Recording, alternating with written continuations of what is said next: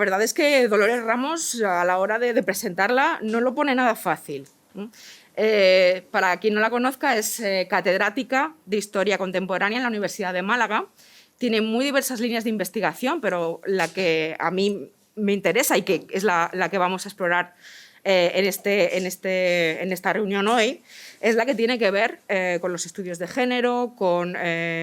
política y mujer, etcétera, etcétera. En este sentido, tengo que decir que su currículum es apabullante. Tiene diversos premios, incluido el Nacional de Emilia Pardo Bazán.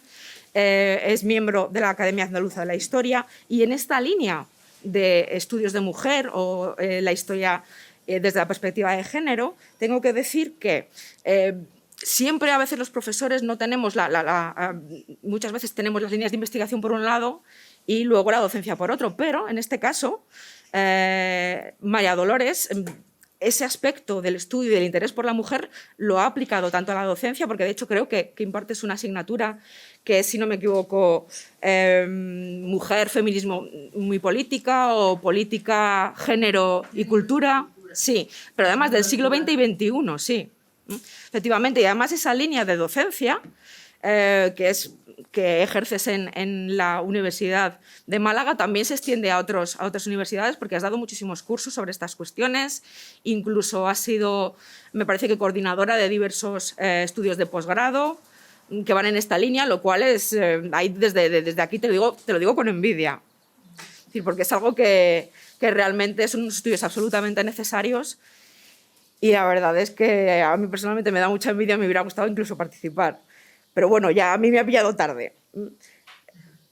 Pero además en esta línea, yo creo que en este caso, cuando uno revisa lo que has hecho, se ve que este interés por las mujeres está en todos los ámbitos, porque además eres fundadora de la Asociación Española de Investigación de Historia de la Mujer y, desde luego, un referente, fundadora del equipo de investigación Arenal, que además lleva de la mano la revista Arenal, revista de Historia de las Mujeres. Es decir, son absolutos referentes en este país. Pero además, ¿qué puedo decir? Por supuesto, miembro, como todos, miembro, pero con más, miembro de diversas revistas, tienes un montonazo de publicaciones. Me gustaría señalar varias, sobre todo los monográficos, porque son libros que además hemos consultado y que son, para los que trabajamos en estas cuestiones, libros a los que acudes. O sea, no es decir, voy a repasar el currículum, no, es que son libros que hemos manejado. Tenemos, por ejemplo, Mujeres e Historia, reflexiones sobre la experiencia vivida en los espacios públicos y privados, el libro de Victoria Kent,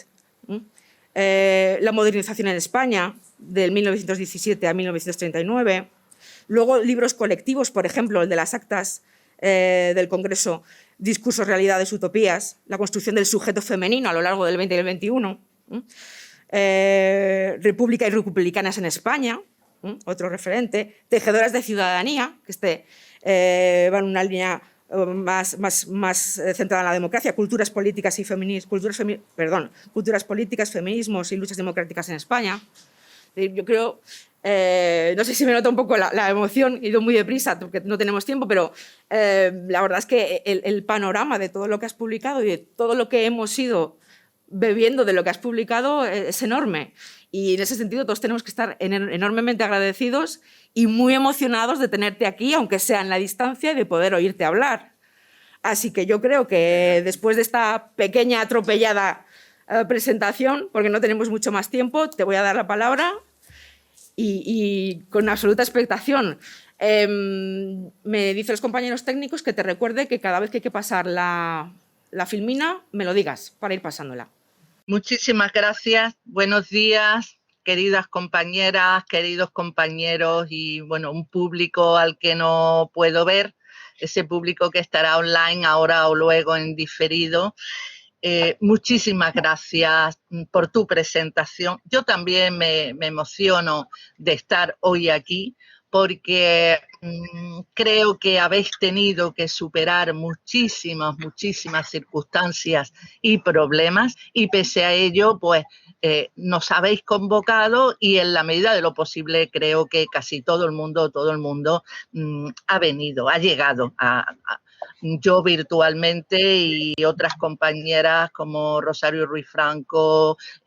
que que están ahí y me hubiera gustado muchísimo poder haber participado de una forma más directa. Desde luego mi reconocimiento a la comisión organizadora, también a la comisión científica, porque creo que habéis realizado un trabajo inmenso, largo y en unas circunstancias que no han sido ni siguen siendo especialmente fáciles. Quiero reconocer también la enorme paciencia que de una manera concreta, tanto Asunción Esteban como Mateo Tomasoni han tenido respecto a mis largos silencios. Unos silencios que ellos, como buenos luchadores, pues han resistido. De manera que estoy aquí también porque, a pesar de mis silencios, ellos han confiado en que, superando también mis propias circunstancias,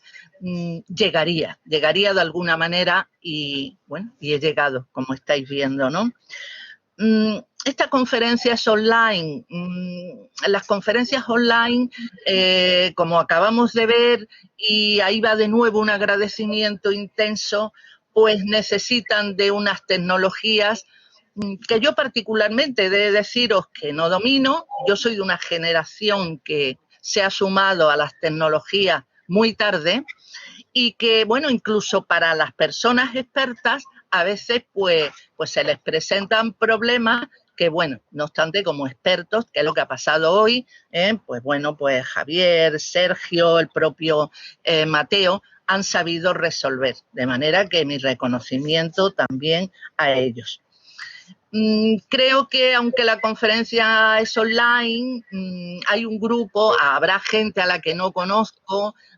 habrá compañeros, profesores, investigadores, investigadoras que en algún momento me van a ver o me van a oír también, pero sí que quiero ya, adelantándome, pues mandar, como se decía antes en la radio, un saludo y un cariño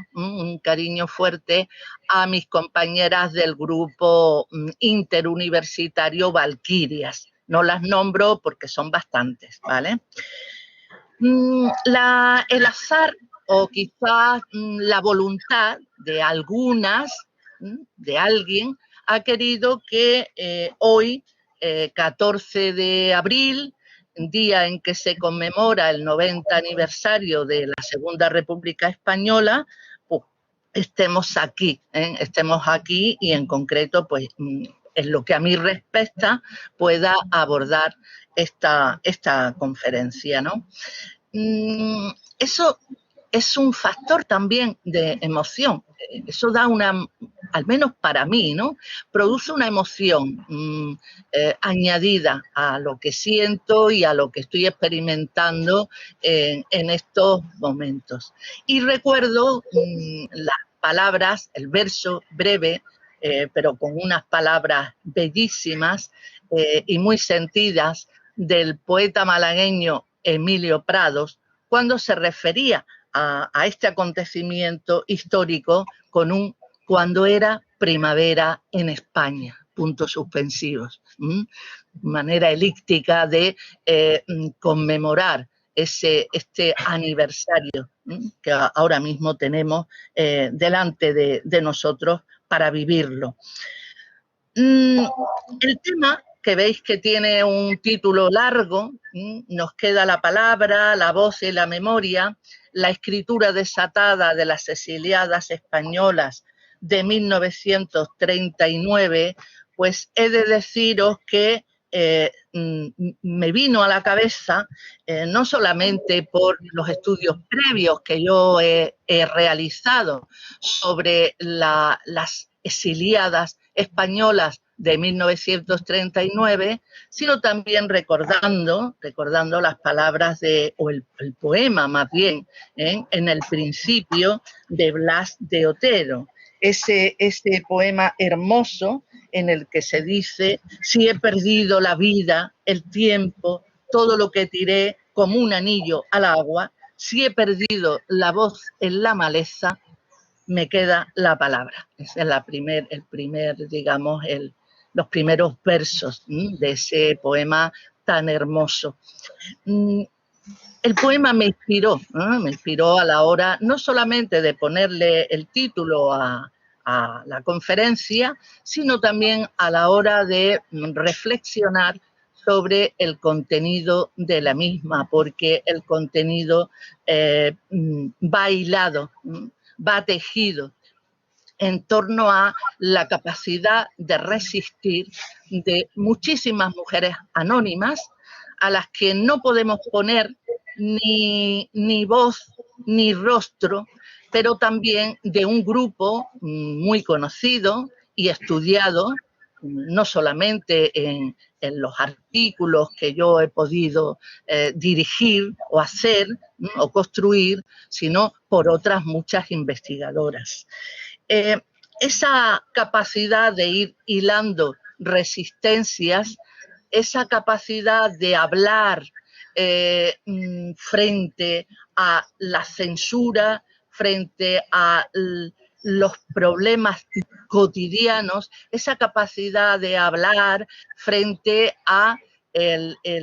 digamos, la lejanía, el extrañamiento, la pérdida de raíces, pues creo que es muy importante en las escritoras que vamos a presentar a continuación. Bueno, le voy a pedir a Mateo que pase a la siguiente diapositiva, ¿vale?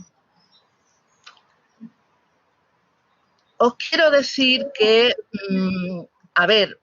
yo he ido poniendo estas láminas sobre todo con la intencionalidad de recuperar sobre todo las imágenes de este grupo de escritoras, de mujeres políticas, todas muy ligadas a las culturas políticas de izquierda y todas derrotadas en la Segunda República, pero al mismo tiempo mujeres que supieron remontar esa situación que no era de partida en absoluto fácil en los lugares, en los destinos a los que fueron. En algunos casos, si no en todos, esos lugares fueron plurales, porque tendríamos que hablar de este grupo de mujeres exiliadas como de un grupo de mujeres que experimentaron un exilio itinerante en muchísimos casos. He puesto la primera lámina en la que podéis ver a Isabel Oyarzábal, llamada también, o que utilizó, como sabéis, de Palencia, que utilizó también, entre otros muchos seudónimos en la prensa, el de Beatriz Galindo, una mujer que nace en Málaga en 1878 y muere en México en 1974. No es exactamente un estudio biográfico el que yo quiero presentar aquí, sino más bien quiero señalar algunos de los rasgos que comparten en común este grupo de exiliadas que estamos ahora mismo viendo y que estamos ahora mismo intentamos analizar, pero también algunas de las diferencias. Y entonces me referiré en más de una ocasión al concepto de frontera. Unas fronteras o unas fronteras en plural, me voy a esforzar porque como sabéis que en Andalucía pues las eses no las llevamos hasta el final, a veces o tengo que alargar mucho porque así es como lo hacemos, la última vocal, o bien intentar pronunciar las eses, porque en este caso las fronteras son plurales, son fronteras interiores, fronteras que las propias exiliadas deben de alguna manera de apartar, deben de traspasar, son fronteras evidentemente geográficas, geoestratégicas, son fronteras políticas, son fronteras sociales, son fronteras culturales, lingüísticas, son fronteras identitarias y podríamos seguir. Por tanto, como esas fronteras que en el caso de las mujeres que pasaron a Francia y luego en una segunda ola, las que optaron por cruzar el charco, el océano Atlántico, fueron a parar a Iberoamérica fundamentalmente, pues esas fronteras a las que me estoy refiriendo fueron también, en muchos casos, fronteras de sexo-género, fronteras que encontraron en las cuales antes de saltarlas, incluso una vez saltadas, una vez traspasadas, encontraron los límites que la condición femenina, su condición de mujeres, en aquellos momentos pues les imponía. Las que dejaron atrás, a pesar de los avances de la Segunda República, que fueron muchos, y las que encontraron en los países de acogida. Isabel Oyarzábal es una de las exiliadas que podemos decir de ella que va a tener una marca importante en el sentido de empoderamiento ya desde la última etapa de la República y la Guerra Civil. Es una mujer afiliada al PSOE, a UGT, que ocupó diferentes cargos internacionales y que quizás el hecho más significativo a la hora de rastrear su biografía antes de marchar al exilio, pues es el papel que tuvo pionero como primera mujer que ocupa, como bien sabéis, una embajada en Europa, concretamente en Suecia y la delegación de los países nórdicos. Esta es una marca importante, es una marca que yo llamo de empoderamiento. Es verdad que va a llevar también consigo misma una marca de clase, por su procedencia social, aunque andando el tiempo sus posiciones políticas e ideológicas de alguna manera la desclasaran. Pero esa posición de clase es importante como punto de partida porque por su origen burgués, por su bilingüismo, por el hecho de ser hija de un andaluz y una escocesa, pues se manejaba muy bien en ese doble plano, en el plano de lo que le pudo aportar y le aportó el sol de Málaga, la luz, Andalucía, la creatividad, y por otra parte lo que le pudo aportar también la herencia materna escocesa. Entonces, ahí lleva una marca que yo creo que le ayudó, evidentemente, a lo largo de su trayectoria biográfica a superar algunos de los acontecimientos más dramáticos a los que tuvo que hacer frente. Pero también Isabel Oyarzábal va a llevar una marca importante, que es la marca del feminismo, puesto que ya desde muy joven militó en las asociaciones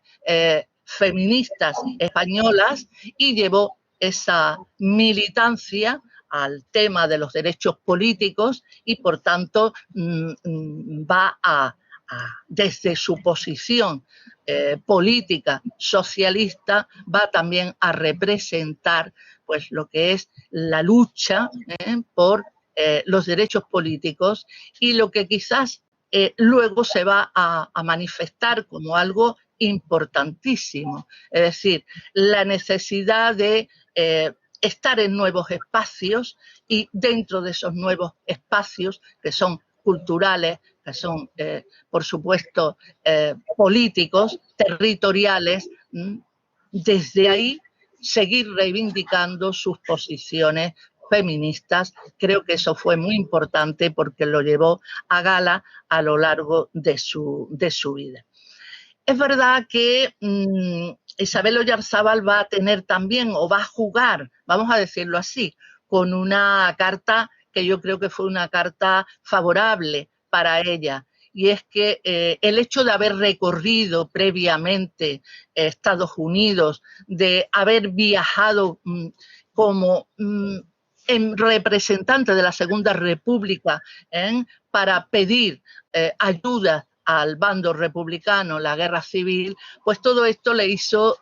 tener muchísimos contactos diplomáticos y no diplomáticos, conocer a muchas personas y sobre todo cuando llega a México y se encuentra en Veracruz, esa parte española y andaluza que ella lleva como un rasgo identitario, va a facilitar muchísimo, como le facilitó a otros españoles, obviamente, el hecho de vivir un transtierro, un destierro. Y esto lo digo porque su vivencia o su experiencia del exilio, con toda la parte negativa que eso conlleva, fue relativamente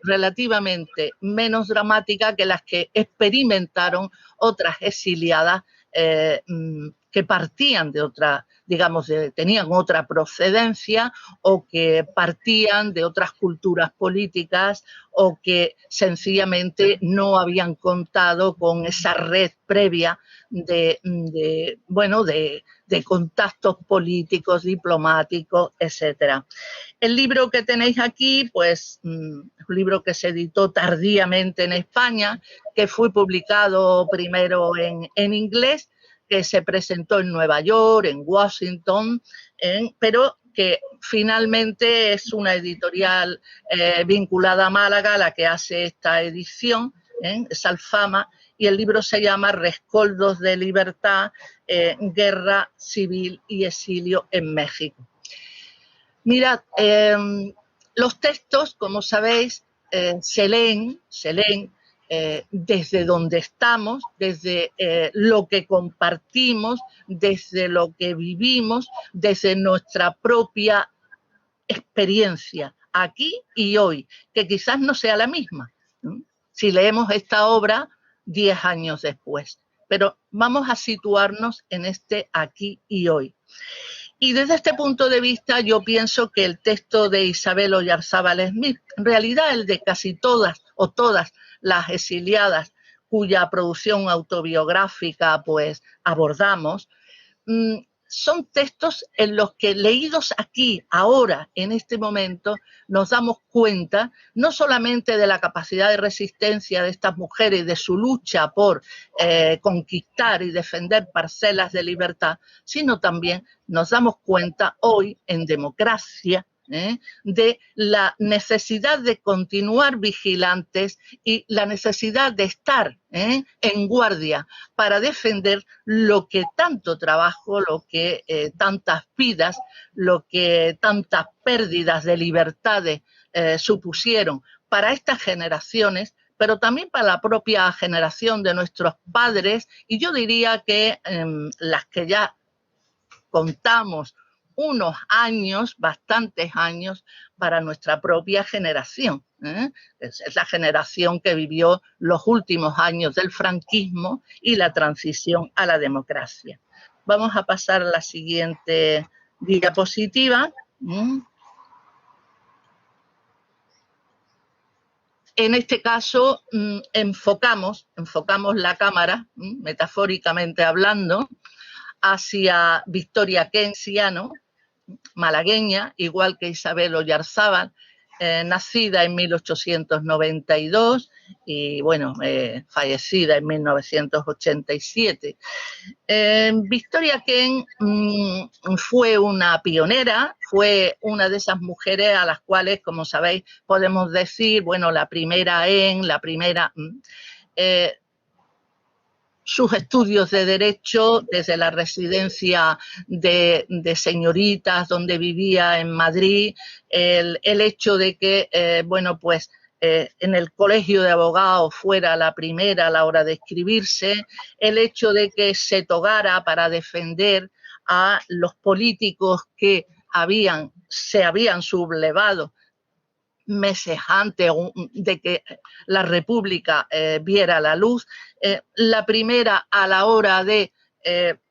realizar una reforma penitenciaria que fue en su momento la más moderna, la más avanzada de Europa, ¿no? Incluso más allá de lo que habían realizado los penalistas suecos, que eran,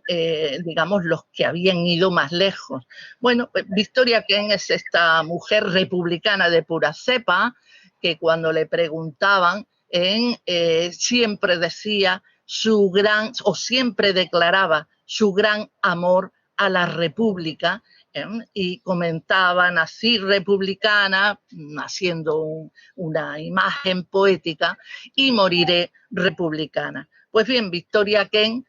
como sabéis,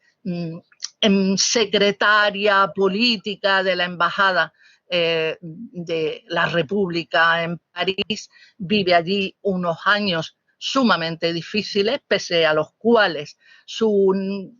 sentido de la solidaridad hizo que se entregara literalmente a causas que eran importantísimas, como el hecho de hacerse cargo y situar a los niños y niñas que salían de España, de las zonas republicanas que habían caído en manos del bando rebelde, o por supuesto esa entrega suya a otros exiliados y exiliadas políticas que iban llegando antes de que acabara la Guerra Civil Española, y cómo se las ingenió en muchos casos para darles asilo, para protegerlos, para ejercer esa ética del cuidado o ese maternalismo cívico que muchas de nuestras exiliadas, pese a mostrarse absolutamente beligerantes en los espacios públicos, en lo que es en la práctica de la ética de la justicia, supieron compaginar ética de la justicia, de lo público, y ética del cuidado, o ética que va dirigida a lo que son los espacios, sino domésticos, los espacios cotidianos, que no tienen en una primera mirada un reflejo en lo que es la vida pública, pero que sin embargo están ahí también, están en lo público. Este libro, como sabéis, que se ha editado 4 o 5 veces desde que salió la primera edición en Argentina, recoge sus experiencias en un París que ha sido ya invadido por los alemanes, por los nazis, y dentro de esas experiencias, bueno, pues su situación personal, perseguida doblemente o triplemente por la Gestapo, por la policía colaboracionista, por los agentes franquistas que pululaban más allá de la frontera española, y cómo desde sus refugios, desde la Embajada de México en un primer momento, luego desde un apartamento clandestino muy cerca de lo que era el Bois de Boulogne, bueno, pues ella escribe desdoblándose, y este es otro aspecto que vamos a encontrar en alguna de nuestras exiliadas, desdoblándose entre un plácido, un disfraz masculino, por una parte, y desdoblándose con otro disfraz femenino, sobre todo en sus actuaciones o en sus salidas muy medidas a la calle, como Madame Duval, y como esos dos personajes, que son formas identitarias para sobrevivir, pues se van a encontrar, se van a dar la mano en el libro, que por otra parte textualmente encontraremos en él una división creo que muy clara entre lo que es la primera parte, que es la parte de la clandestinidad, la parte del temor, la parte de tener que sopesar cada paso que se da fuera del apartamento, con quién se habla, con quién te cruzas. Y este es Plácido. Y Plácido escribe no en primera persona, escribe en tercera persona, reflexiona mucho, nos lleva a su Málaga natal en algunas ocasiones, como un mecanismo, yo pienso, de supervivencia, como un mecanismo para en una situación tan difícil no venirse abajo. Y luego esa segunda parte en la que Plácido ya no es Plácido, sino que es la propia Victoria Kent, es la última parte del libro, que ya está escrito como un diario, de una manera muy concisa, con frases muy cortas y con un estilo en el que predomina sobre todo la movilidad de ese personaje que sale a la calle, montado en una bicicleta y que nos va narrando cómo a través de la radio y cómo a través de las noticias que oye en ese aparato de radio, los aliados se aproximan cada vez más a París. Bien, pasamos de diapositiva. Sabéis que por exigencia de la técnica tenemos que hacerlo así, aunque se vaya rompiendo un poco este discurso, este pequeño discurso mío. Y entramos en otra diapositiva que le dedicamos a María Teresa León. María Teresa León, como sabéis, va a ir ligada su experiencia política a la cultura comunista, lo estuvo siempre ligada a esa cultura comunista, al PC, al Partido Comunista de España. María Teresa León va a experimentar en su trayectoria biográfica cambios importantes. León Goyri, nacida en el seno de una familia liberal, en el seno de una familia culta,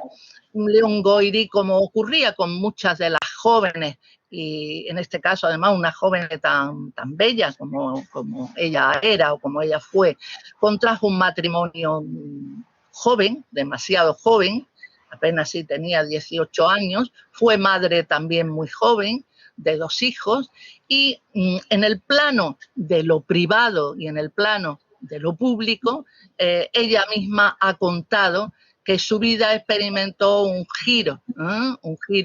que casi la lanza a la estratosfera cuando conoce en el plano de lo personal a Rafael Alberti y cuando conoce también la ideología y lo que perseguía el Partido Comunista de España. Ella dice que fue un doble flechazo. Bueno, aquí tenéis el libro, esta Memoria de la Melancolía es una de las primeras ediciones en España, el libro de Bruguera, un libro que circuló bastante bien, barato. Esta edición fue una edición muy económica y en este libro lo que vamos a encontrar es, bueno, un barrido desde los primeros tiempos, desde que ella es niña, hasta, bueno, lo que es el núcleo central, la parte central, o núcleo central de esa itinerancia que ella va a llevar por distintos países y que, como sabéis, pues la llevó por último, como última etapa a Roma. Roma, peligro para caminantes, era la frase que compartía con Rafael Alberti, porque quizás Roma era lo más parecido al país, a la patria, como ella decía, que dejó atrás. En esta Memoria de la Melancolía vamos a encontrar páginas sumamente descriptivas de las vivencias, de sus vivencias durante la guerra civil y sobre todo una especie de lamento, aquí el destierro, lo que ella denomina el destierro, frente al transtierro del que nos habla del que nos ha hablado Isabel Oyarzábal, pues aquí el destierro para ella es una experiencia que la hace sufrir, es una experiencia que la hace anhelar un futuro, el futuro en el que pueda llegar de nuevo a España y sobre todo que la hace también rememorar continuamente, bueno, pues Alberti habló de la arboleda perdida, pues ella habla de esa patria que ha dejado atrás, esa España destruida en la guerra, pero para la cual quiere volver y poner los pies en ella. Es, como su propio nombre indica, pese a la resistencia general que experimentaron nuestras exiliadas, quizás es la que más líricamente, pero también con ese sentido de la melancolía, asume asume bueno, pues, la experiencia de la diáspora y sobre todo los muchos años que tuvo que pasar fuera. No obstante, tuvo la enorme, digamos, suerte de poder pisar tierra española, cosa que no ocurrió, ¿no?, con otras exiliadas de este grupo que estamos analizando. Federica Montseny es toda una bandera, es un ejemplo del anarquismo femenino en España, de su concepción también del anarquismo. Es una bandera de mujer luchadora, es una bandera de la mujer que una vez que pisa tierra francesa tiene que enterrar a su madre, con la que habían atravesado en unas circunstancias que ya conocemos, el frío invierno, terrible invierno que se estaba padeciendo el mes de enero, el mes de febrero en los Pirineos hasta llegar a Francia. Y Federica Montseny, una vez en Francia, no voy a hablar mucho de ella porque va a tener una conferencia que se merece para ella sola, pero sí que voy a destacar algo que dice mucho de su capacidad no solo de resistir y luchar, de mantenerse viva, sino también de acomodarse identitariamente, de interpretar, diría yo, como una buena actriz, diferentes papeles para no caer en manos de los nazis, ni no caer tampoco en manos de las diferentes policías que se cruzaban en Francia, persiguiendo en este caso a los republicanos y a las republicanas españoles. Federica Montseny se va a teñir el cabello de rubio, como sabéis, esto lo cuenta en sus memorias, se va a convertir en una mujer que usa medias de cristal, en una mujer aparentemente ligera de cascos. Federica Montseny va a cambiar el nombre en numerosas ocasiones, va a tener que salir por pies en otras muchas. La suerte la acompañó, incluso ese tercer embarazo de su hija Blanca, una vez que es detenida, va a ser que cuando es juzgada va a servir para que cuando es juzgada no sea trasladada, extraditada a España, que era lo que pedía el gobierno de Franco. Y bueno, muchísimas cosas tendrá que decir Dolors cuando hable de esta, de nuestra Federica Montseny y del grupo de mujeres anarquistas que con ella pasaron al exilio. Vamos a pasar de diapositiva. Este es uno de los libros, he colocado uno de los libros, Dolors profundizará, estoy completamente segura, en este tipo de memorias, en estas memorias que ella escribió. Este es el Éxodo, pasión y muerte de españoles en el exilio, como veis. Discúlpame, María Dolores, siento interrumpirte. Me dicen que vamos un poquito mal de tiempo. Nos quedarían unos 10 minutos. Pues, lo que voy a hacer es ir un poquito más deprisa o detenerme menos. Silvia Mistral, seguimos en el ámbito de las culturas políticas ácratas, anarquistas. Silvia Mistral, que era, digamos, pues el falso nombre de Hortensia Blanch Pita, escribe otro diario en vivo, en este caso son diarios escritos en vivo, a la par que, o casi a la par que, están experimentando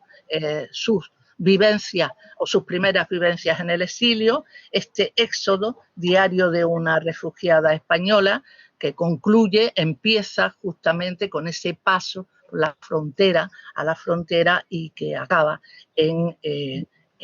México. Ahí, una vez que ella llega a México, se acaba. Y siempre en este ámbito, por ahora, del anarquismo y de las aportaciones de las mujeres anarquistas a la autobiografía o a los textos memorialísticos, pues nos encontramos ahora, pasamos la siguiente diapositiva con Sara Berenguer, esa una de las más jóvenes de todas, fue una luchadora casi adolescente el sindicato de la madera, donde ella trabajaba, pero también perteneció y formó a las mujeres libres en la ciudad de Barcelona. Y Sara Berenguer pues, va a escribirnos, va a dejarnos este testimonio entre el sol y la tormenta, revolución, guerra y exilio de una mujer libre. Este es un testimonio que se centra sobre todo en la guerra civil y que acaba una vez que ella y un grupo de compañeras han atravesado la frontera, llevando además a un niño pequeño, que se iban turnando para llevarlo a lo largo del camino y además, como ella muy bien explica, atadas, ¿no? Fijaros bien, atadas unas a otras para no perderse en la noche o sobre todo para, en caso de que alguna de ellas quedara adormecida o hincara las rodillas en la tierra, recuperarla inmediatamente y recuperarse. Aquí, como veis, pues ese yo colectivo va a ser muy potente y se va a ver en muchas de las páginas de este texto autobiográfico. Pasamos a la siguiente diapositiva, y es una diapositiva en la que, de alguna manera, insisto en la idea que os lancé al comienzo. El exilio en general y el exilio femenino en particular va a estar cruzado o intercruzado por numerosas fronteras. No solamente las trincheras de la guerra cuando en España se está viviendo el conflicto bélico, y las milicianas se han integrado, como veis en esta fotografía, a la lucha dentro del bando republicano, no solamente en retaguardia, como podéis ver aquí, a las mujeres republicanas haciendo, entre comillas, la guerra desde la retaguardia, sino también fronteras en el sentido de líneas que tuvieron las mujeres que vencer o atravesar. Quizás la primera de todas es la propia opacidad con que se ha estudiado el exilio con respecto a las mujeres. Se dice que las mujeres formaron un exilio dentro del exilio, quizás porque hemos llegado más tarde a estudiarlas, a analizar sus vivencias, sus discursos, invisibilidad, opacidad de las exiliadas en la historia y la memoria. Y aquí simplemente quiero decir que recuperar la memoria del exilio, pero sobre todo, en el caso que nos ocupa, recuperar la memoria de las mujeres exiliadas es un proyecto ético, es una necesidad ética que encierra elementos equitativos y que encierra elementos igualitarios. Por tanto, insisto en esto, tenemos que seguir recuperando la memoria de las exiliadas de 1939 porque eso lleva o conlleva una carga ética fundamental. Es verdad que me estoy refiriendo, y de hecho en otras ocasiones he abordado esto mismo, a un grupo de mujeres conocidas, destacadas, empoderadas hasta cierto punto, que se dieron a conocer por su ligazón, por sus prácticas políticas en la República y después de la República, y que hay, y aquí es quizás donde tenemos que insistir más, hay miles de mujeres que pasaron al exilio. Los expedientes, como sabéis, están los expedientes de las Jare, hay que ir a por ellos uno por uno y estudiar, localizar su procedencia, con quién pasaron la frontera, cómo la pasaron, si iban acompañadas de su familia o no. Y ya a partir de ese examen que yo tuve en mis manos, esos expedientes, se puede observar que evidentemente fue una pequeña élite, una minoría de mujeres concienciadas, de mujeres que habían tenido cargos de responsabilidad en la Segunda República, las que pasaron a veces solas la frontera. El exilio transatlántico, esto supone, el propio océano suponía una barrera líquida, una barrera estratégica importantísima. Y aquí lo que sí quiero destacar es que las mujeres tuvieron que poner en práctica sus propias estrategias en los puertos franceses que estuvieron abiertos hasta que iban cayendo, para poder subirse a los barcos del exilio, pero también en Casablanca, en Lisboa y en otros muchos lugares. Estrategias que las convertían en hermanas de, madres de, esposas de, novias de, para poder hacer ese paso al otro lado, en el seno de una familia que no era tal familia, que había que inventar y que había que representar, ¿no? Otro elemento importante es, ya hemos visto que el empoderamiento de algunas de estas mujeres pues,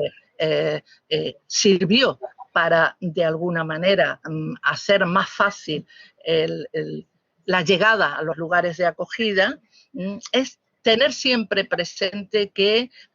la lista de personas evacuadas en los diferentes puertos para subir a los barcos del exilio era una lista masculina, y ahí, como veis, hay esa frontera de sexo-género, y en definitiva vemos como el patriarcado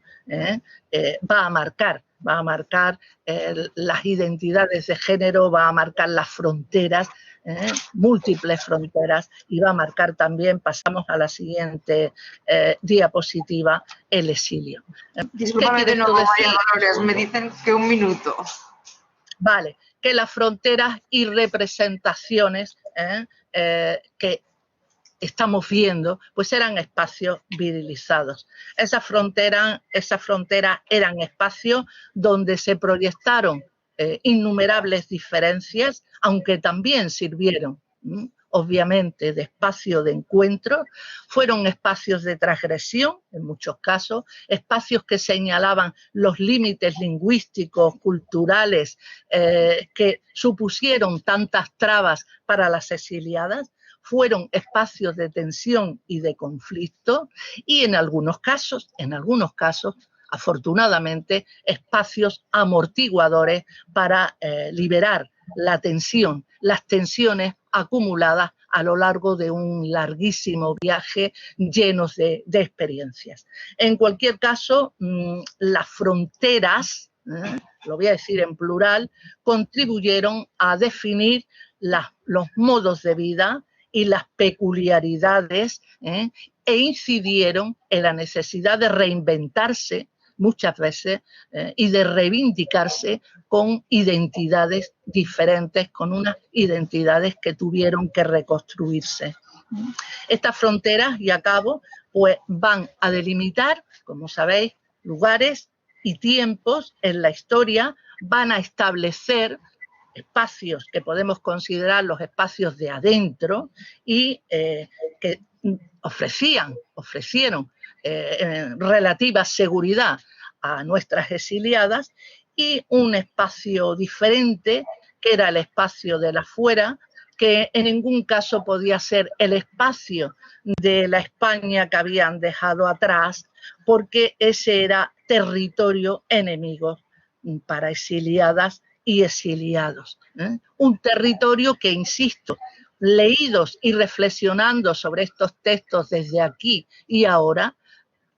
esos espacios de democracia que con tanta dificultad y con tanta lucha se construyeron, debemos seguir defendiéndolos. Y las mujeres, empoderadas o no, las mujeres en primera línea, resistiendo, defendiendo y luchando. Muchas gracias.